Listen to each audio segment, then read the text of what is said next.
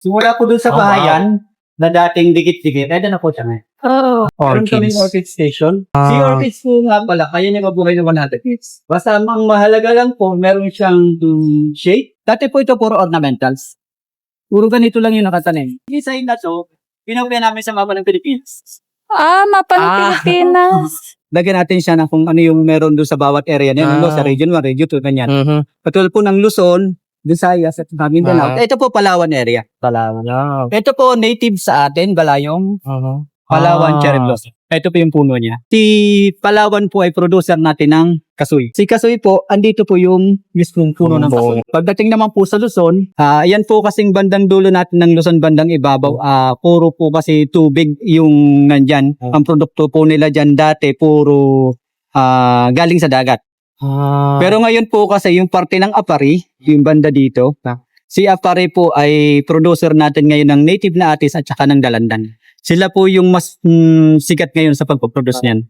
Tapos sa bandang left po, yung kabilang side naman po, sikat naman po si Lawag City pagdating naman po sa pag-produce ng maraming dragon fruit. Bandang baba po dito, meron po tayong nakapaso doon na parang damo lang. Yun po ay strawberry. Side po kasi ng Baguio City yan. Kaya meron tayong strawberry doon. Tapos dito po sa Calabarzon, syempre halo-halo na po yung mga prutas dito. Nandito na lahat kaya halo-halo na rin po. Pero nasa gitna po niya, yung 3 puno ng kape na maliliit. Kasi andyan po yung Batangas at Cavite na producer po natin ng kape. Ito po kape po.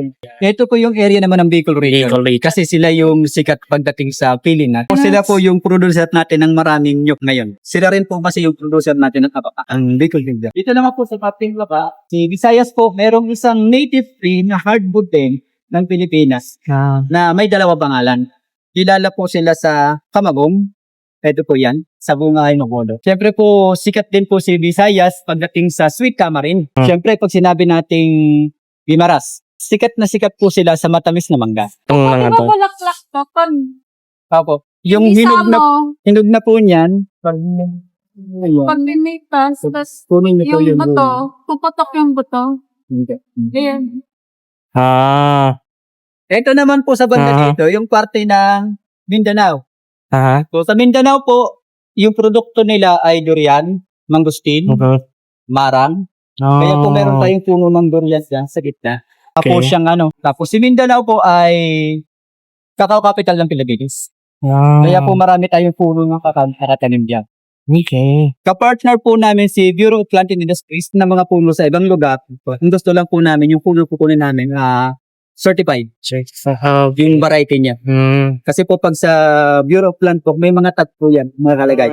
Napansin niyo po yung mga mangga natin, may mga tag do yan. May mga na po yan. Tapos sigurado tayo sa variety na binibigay nila. So, yung ibang hinahanap po namin na puno sa kanila, pag available na po, pilalagay na rin po namin dito. Tawag natin ay mapa ng Pilipinas. Ito naman po ang tinatawag namin Cadena de Amor po. Sa welcome drinks po siguro nakita nyo to. Ito po ay Cadena de Amor. Edible po yung bulaklak. Meron po tayong 3 variety ng Cadena de Amor. Meron tayong white, red at saka pink. Ito po yung pink ang edible. Bukod po sa pagiging edible ng bulaklak niya, medicinal din po yung dahon. Ito po kasing dahon ng Cadena de Amor na tea. Kung halimbawa, biglaan sa gabi, meron kayong nilagnat pero wala kayong medicine, pwede nyo pong i-goal yan depende sa nilalagnat para po mawala yung lagnat. Okay lang po ba kung picturean po kayo yan? Ito po itong saan lang natin makikita sa paligid. Merong kulay orange, merong kulay yellow, merong kulay white. Na bostos. Pero lahat po yan ay edible. Hinahalo po sa salad at saka sa pang-garnish po sa pagkain. Tapos, ito naman po, familiar po ba kayo sa hibiscus tea ng Starbucks? Ginagawan siya. Ito na po mismong bunga na to ang ginagawa nilang tea. Nagbubulak lang po siya pagdating ng November, December hanggang January. August po meron na. Ito po, tinutuyo nila para ma-preserve nila ng matagal. Pwede rin po itong gamitin pang sikang. Pwede rin po kayong isalad.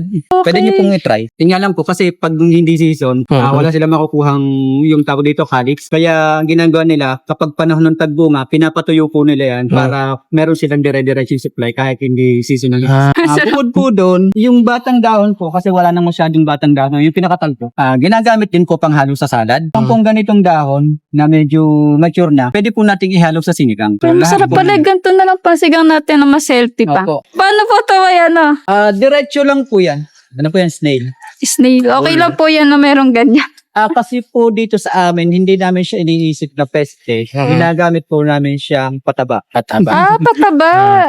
Yun po kasing balat ng snail, pag pinerment nyo po yan, yung pampatibay ng balat na calcium. Calcium. Pampatibay ng balat ng Yan din, butas at saka ng mga pumasok sa gulay. Yung laman niya naman po, amino acid po, fertilizer po, pampataba naman ng ugat at ng dahon. Kaya piniperment po namin yan, pag naipon namin yung mga ganyan, meron kaming balting malaki, ipunin namin siya, tapos busan namin ng molasses, i-ferment namin siya.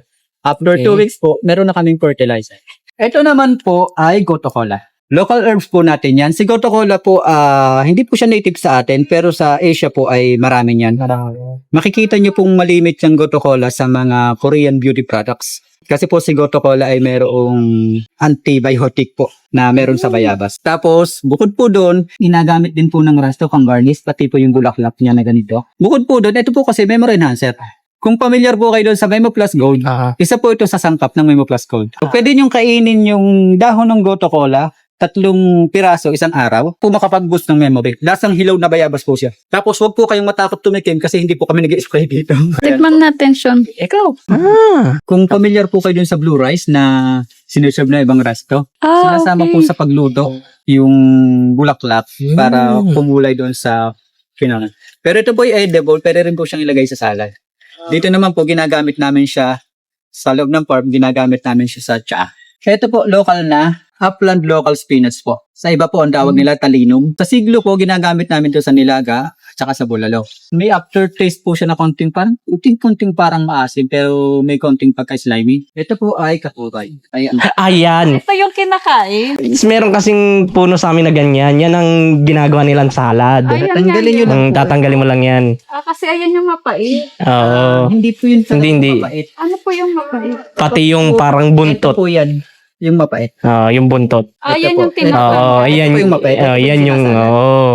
So, ito naman po, may medicinal properties din. Kung kayo po ay medyo mataas yung sugar, nakakatulong po ito pang-control ng sugar. Kaya pwede nyo po yung isama kung medyo may problema po kayo sa blood sugar. Ito po, ang tawag nila fire tree, pero hindi po siya fire tree. Kapamilya lang niya, pero pareho yung itsura ng daw, at bulaklak. Ito po yung kabalyero. Yan po ay edible din. Edible din po yung bulaklak. Hinawakan ko yung dahon. Ito po kasi natural insect repellent, yung dahon. Pero yung bulaklak nyo po, kayo na po yung pumitas, basta yung ibabaw lang yung yelo. Kunin nyo lang po. Ito po. Hindi po yung yelo. Yung yellow lang, yellow. Ay, itong Insect repellent kasi yung ano. Yung green po kasi Green. matapang amoy. Mhm. Amoyin nyo po kung ano yung amoy nyo. Wala naman pong amoy na po. Wala. naman. Kasi po, Ito po yung marigold. Ito yung Opo. insect repellent. Yung ito edible. dahon Po, yung Kasi ito bulaklak yung edible. Mhm. Ito naman po, Brazil button. Ito yung pang-garn. Tanggalin lang. Po yung ating tawa-tawa. Merong mataas ang kaso ng dengue. Tapos andito rin po yung ating pansit-pansitan. Pero alam niyo po ba na ang pansit-pansitan ay proven na magaling para sa gout? Yun po medyo nananakit na yung mga kasuan, tapos yung nakakaroon ng arthritis.